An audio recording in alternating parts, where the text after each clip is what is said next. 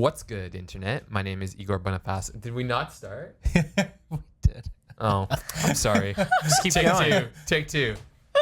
What's good, Internet? My name is Igor Boniface, and I am the host of the SyrupCast. We are on episode 102. Happy New Year. It is now 2017. I am joined, as always, by my good friends, Rose Bahar. Hey, everybody. Zach Gilbert. Hey, we forgot those stream poppers that we could have done. Like Happy New Year. Happy New Year. Happy New Year. Yeah. And last but certainly not least, What's Mr. up, Igor? Not too much, my friend. Did everyone have a good holidays?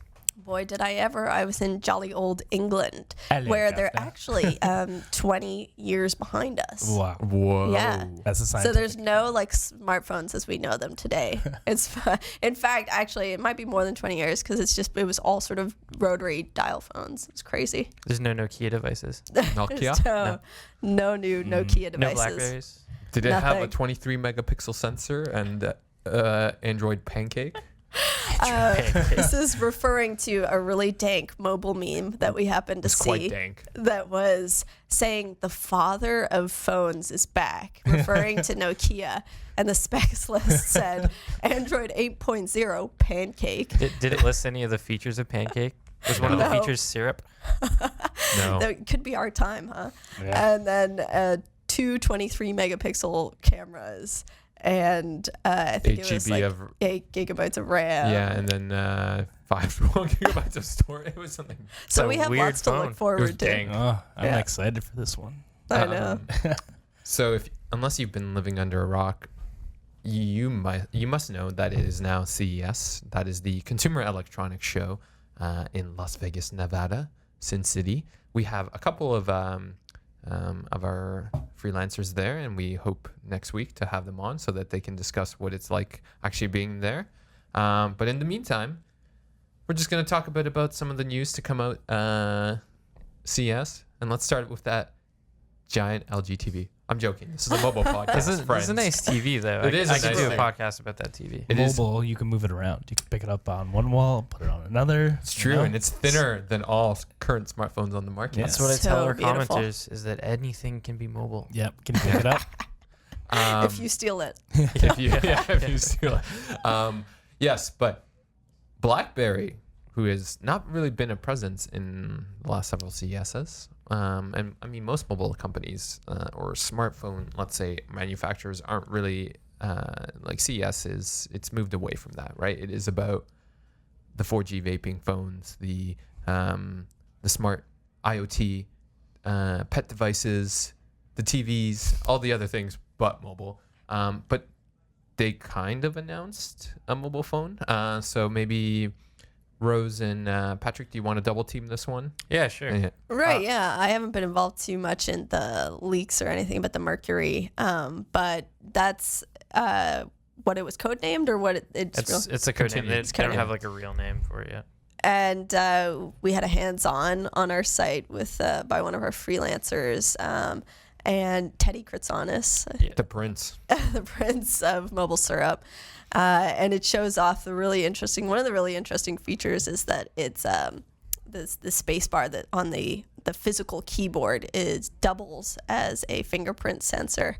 And I think the rest of the keyboard also has capacitive, yeah. capacitive. Yeah. So it looks pretty cool to me, actually. We don't know like any of the specs of it really either. Like Right. it's got a 4.5 inch display and a 3.2 aspect ratio. And like I'm just looking at Ted's story now. It's the same height as the Priv. Yeah, That's one right. of the specs that we have listed, and it uses USB-C, and it has the convenience key that BlackBerry likes to boast about, because you can program it to do whatever you want. But like it was kind of a strange reveal to me, not actually being there at the event, just because they showed off the device. They like had a behind closed door thing, and like, I'm sure all of the BlackBerry execs were there in their suits talking about it, but they didn't reveal specific specs. They let people hold it and use it. But I think Ted mentioned that it felt like a very incomplete device, at least Right. the version that he tried. Mm-hmm. Zach, as one of the old-time BlackBerry faithful, what is your impression of this device? It runs Android. No, so like how they kind of Android hater. Yeah. iOS or bust, right? or BlackBerry 10, if only it had apps. Yeah. But no, like in terms of how they showed the device off in this closed room, it's not really that far off from what they used to do back in the days of BlackBerry DevCon, which is their developer conference, or excuse me, the BlackBerry World, which was formerly BlackBerry WES, Wireless Entertainment or something, Symposium. I'm not sure, but they did these behind closed doors. Hey, this is like really early stuff. Take a look at it. But I think they're like in a different place right now, right? So when they could have done that, in terms of they had the clout to do so, people were accepting that it wasn't finished, and oh, it's BlackBerry. It's going to be a decent quality build. It's going to be great. It's going to be done.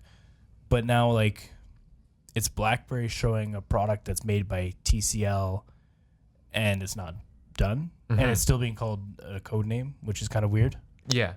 So they have promised to reveal more information about this device, including availability, pricing, and a release day at Mobile World Congress, which is in about 2 months' time.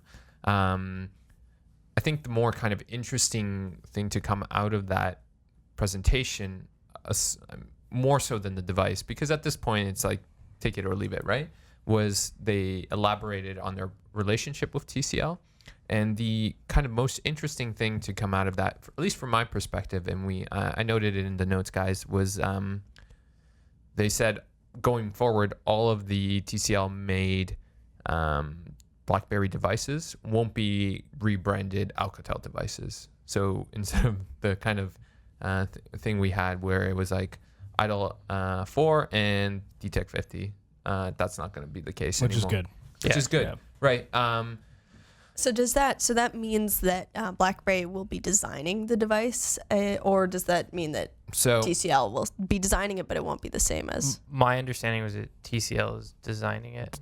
Design, and whereas BlackBerry, I'm sure BlackBerry will have some kind of input, like but you can't put boom sound speakers on this. The enterprise class doesn't use this, right? But yes, TCL will do most of the design. So when a phone comes with like an egregious camera bump, or like not even camera bump, what is on the back of the Mercury? It just has that like crazy big. It's a huge bump. Yeah. Like, well, I don't know if you would It's not a describe bump, but it's a camera mountain. Is what I would describe it as.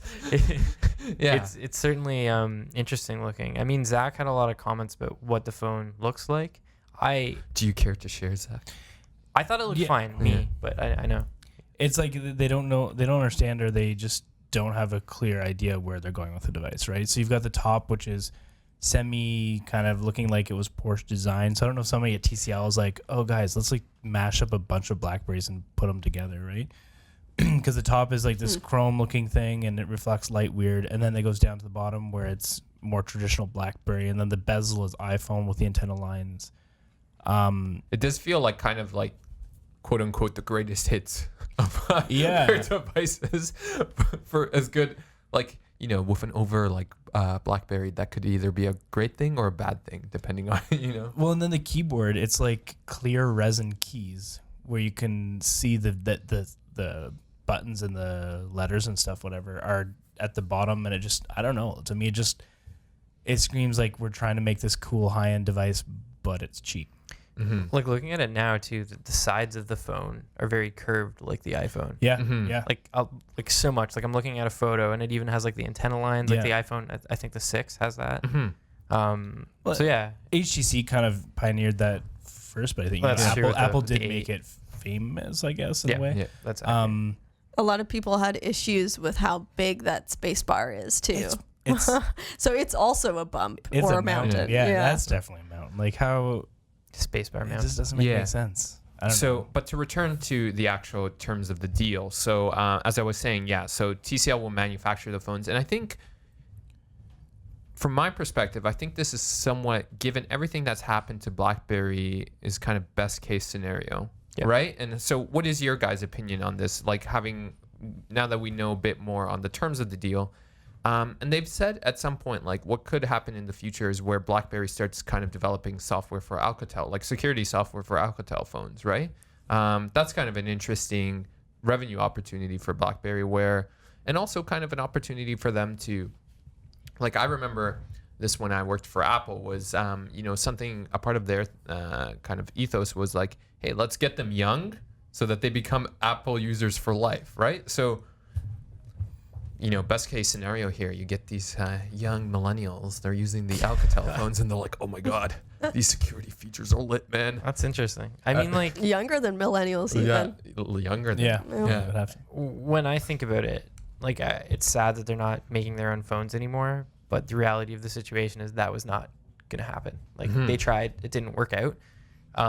So like you just said, this is the best case scenario. I mean, I played around with the DTEC 50 and 60. Ted did our hands-ons, and both of us had very similar criticisms. That, like, this phone's fine.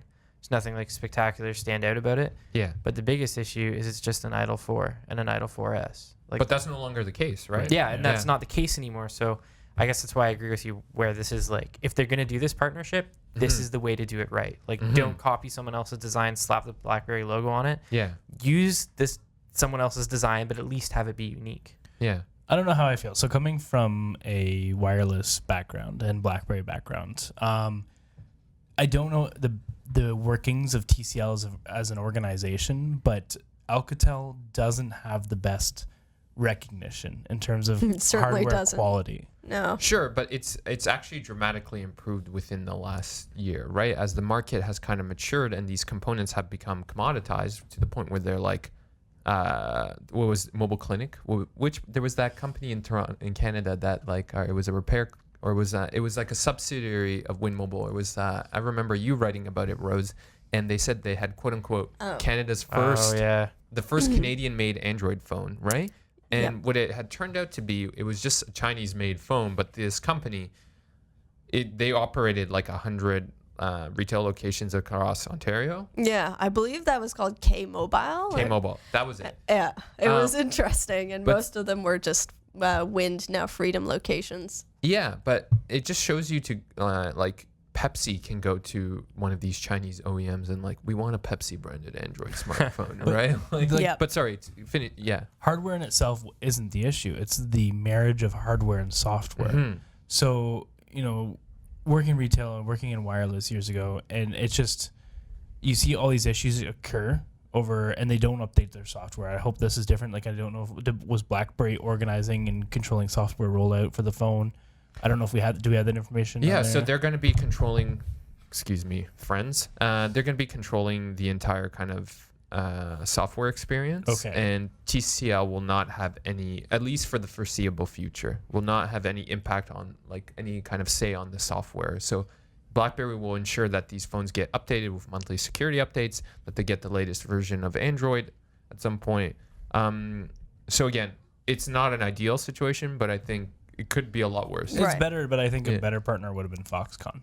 Foxconn made the BlackBerry Leap, Yeah. a BlackBerry 10 device, and everyone knows that Apple, outsources to Foxconn to manufacture their devices. And Foxconn is trying to kind of spread themselves more so they're not heavily relying on Apple. It kind of seems like BlackBerry might be able to have a deeper and closer relationship with TCL than it would with Foxconn. Yeah. Well, the question is did BlackBerry ask Foxconn, and did Foxconn say no?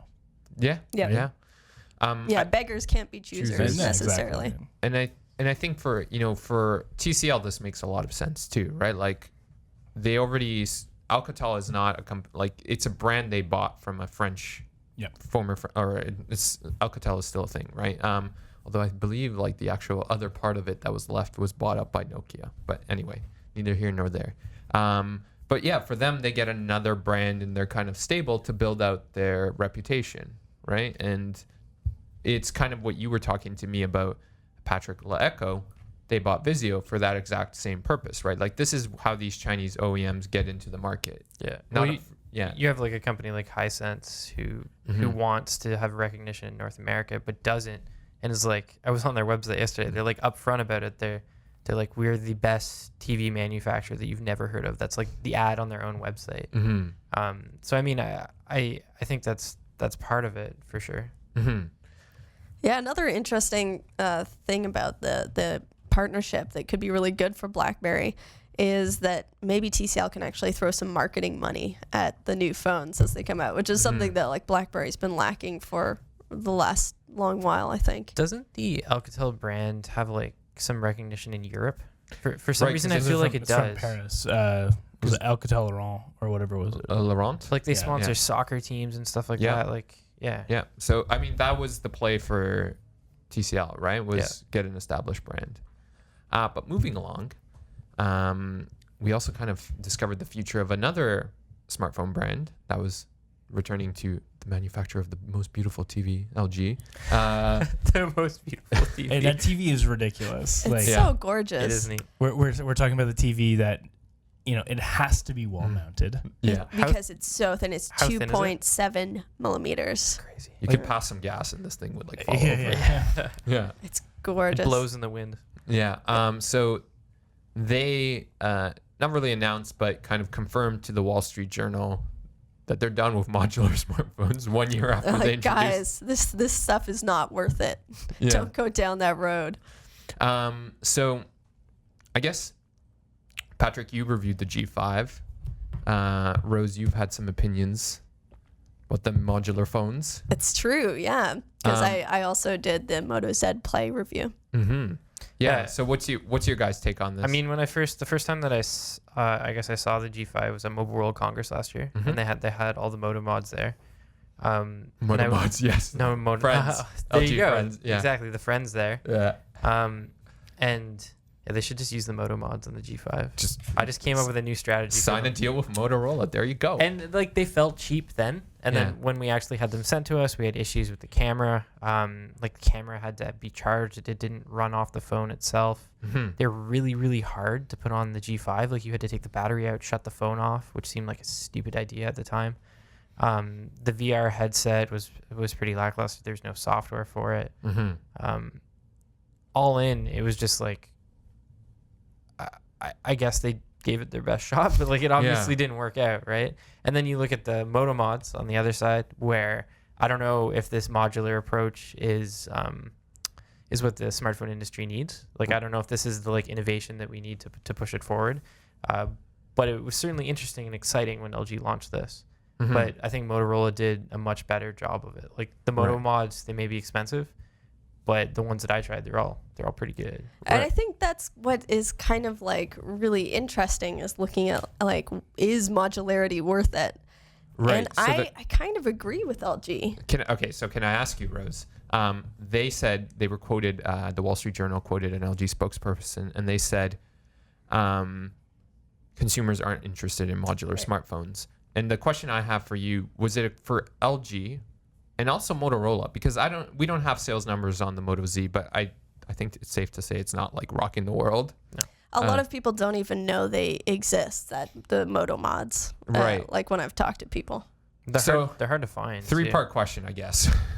Is this a result of, consumers not caring about modular smartphones, or is it B, the kind of failure on the part of LG and poor execution, or is it like C, the problem that really noticeable OEM, like had Apple done this or had Samsung tried this, would we have seen a different result?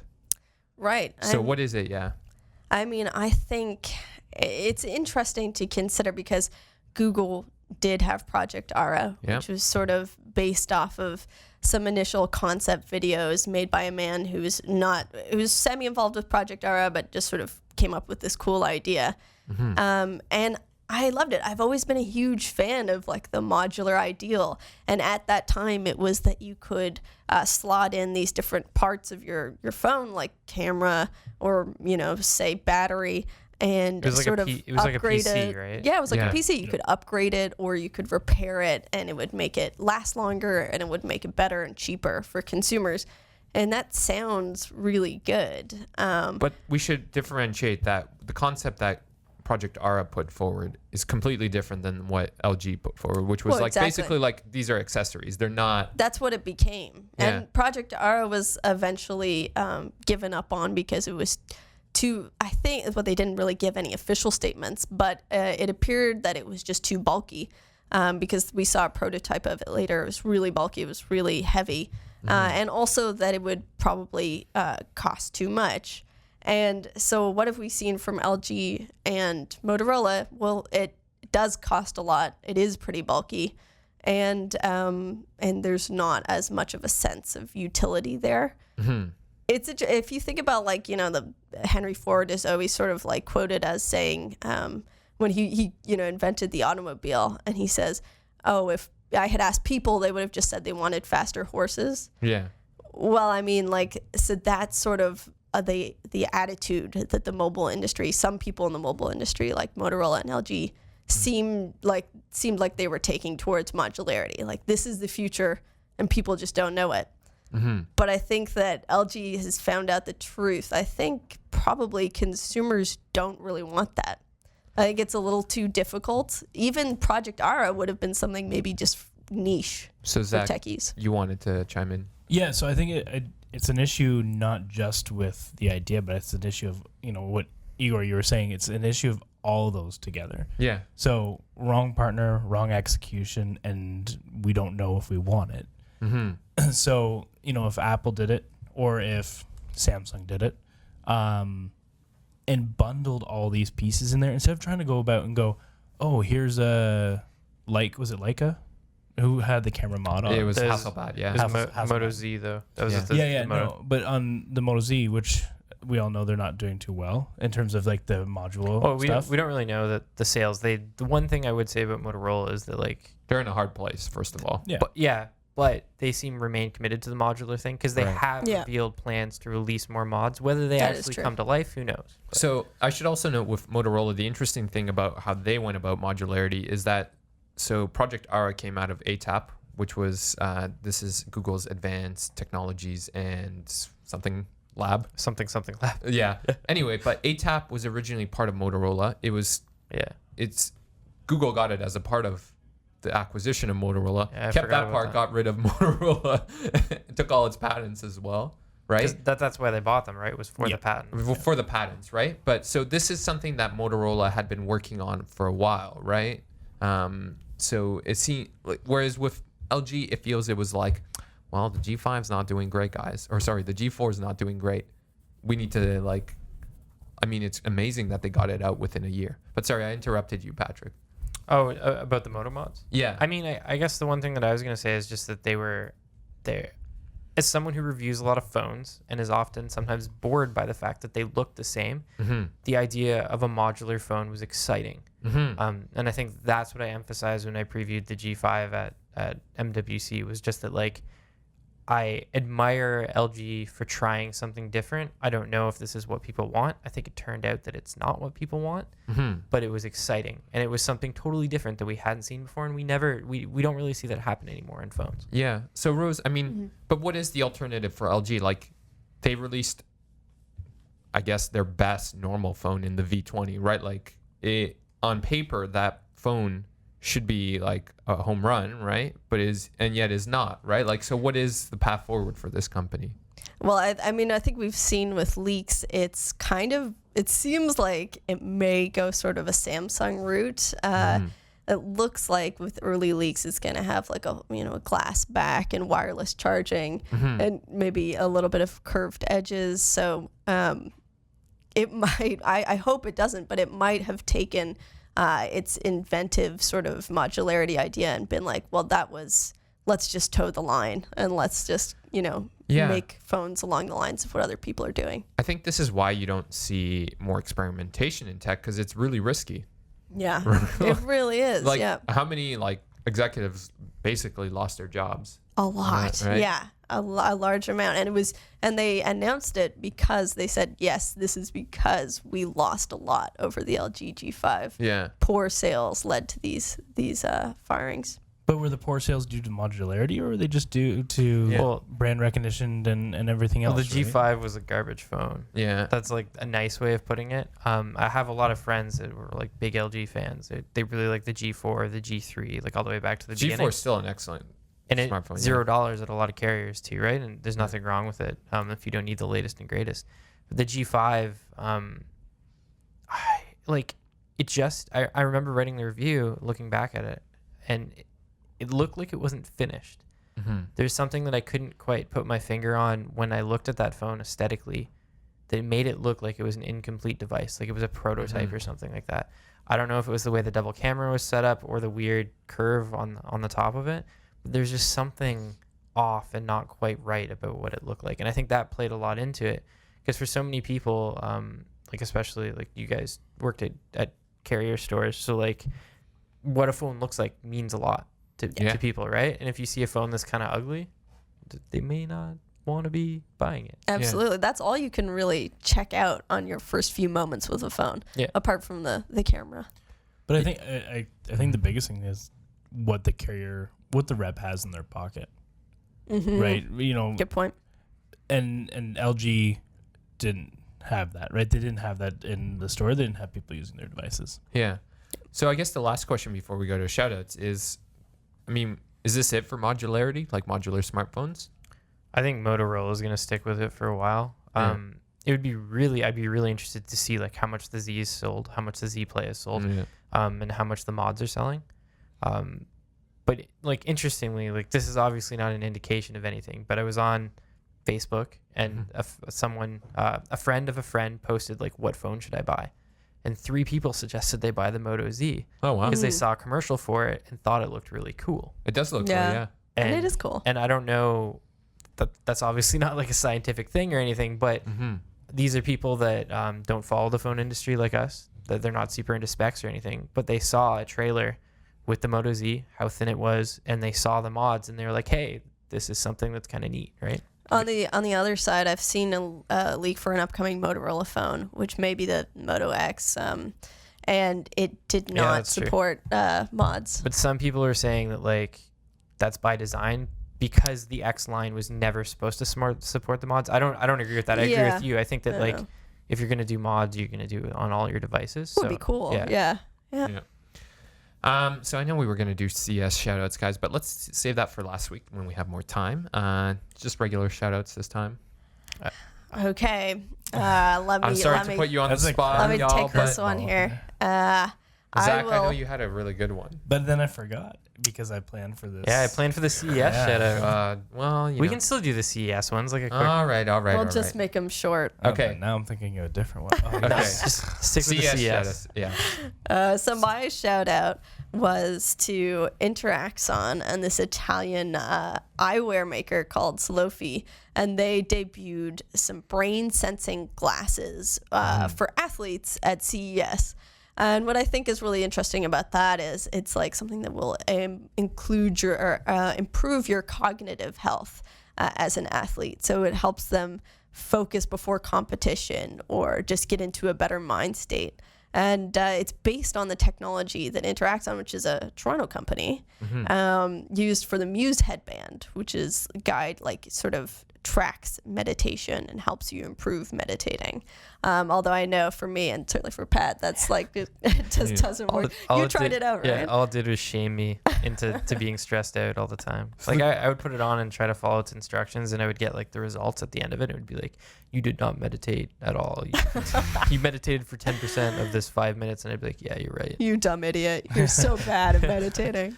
I'll just say the Italian company that's helping Interaxon, I know through my friend Amanda Rebecca Costco, shout out to her, that they make the frames for Dior. Oh, so it's going to be really nice. It's big, yeah. There's going to be really nice glasses. So you're telling me it's going to be very expensive? That too. Yeah. It looked cool though. Yeah.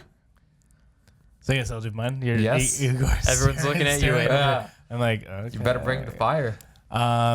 So let me just start this off with, if you don't follow me on any social media, then whatever, I don't like you. Follow him now at Zach Gilbert. I don't like you.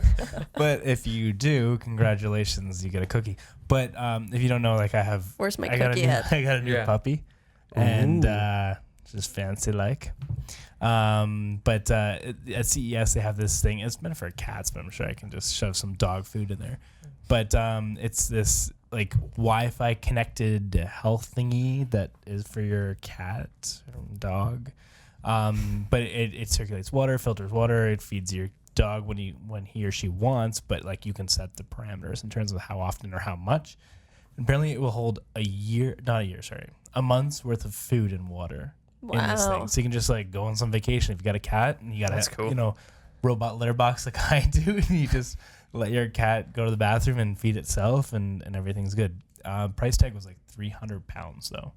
Whoa. Whoa. Small price to pay So- for feeding your cat automatically. What's that? That's like $500 something Canadian. You know, with Brexit, Yeah, it might that's be probably- actually less. I do need to know one thing though. Okay. Is your pupper going to be a boofer, a bork, doggo, or a good boy? A dog.